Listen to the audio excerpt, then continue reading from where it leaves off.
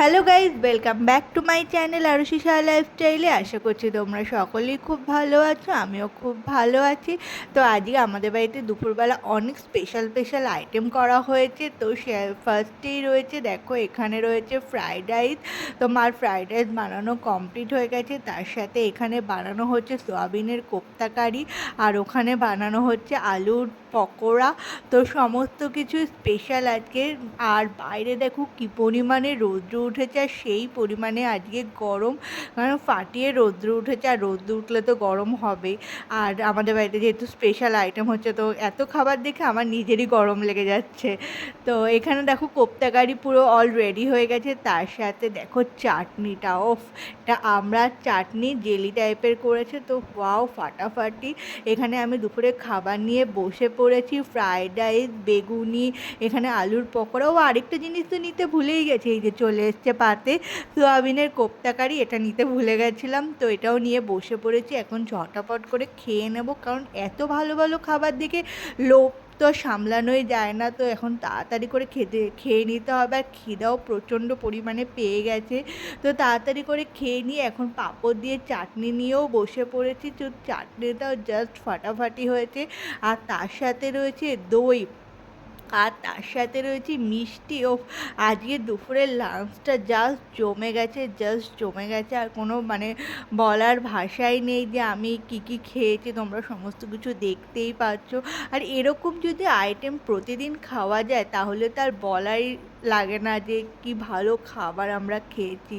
তো যেদিন ছুটি থাকে সেদিন এরকম ভালো মন্দ রান্না একটু করে খেতেই হয়। আর লাস্টে ছিল দেখো কর্নেটো, তো এটা খেয়েই আজকে দুপুরের লাঞ্চটা শেষ করলাম।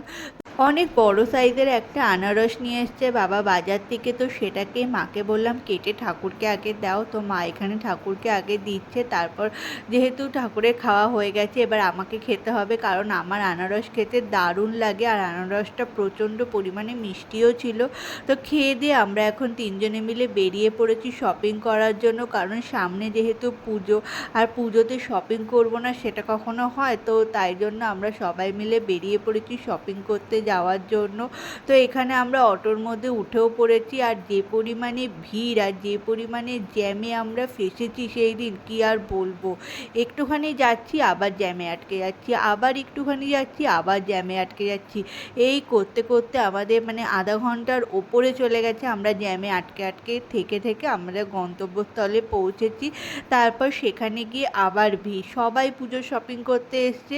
তো সেই দোকানে পা ফেলার জায়গা নেই, এত পরিমাণে ভিড়। তারপর কোনো রকমভাবে আমরা আমাদের শপিং কমপ্লিট করলাম।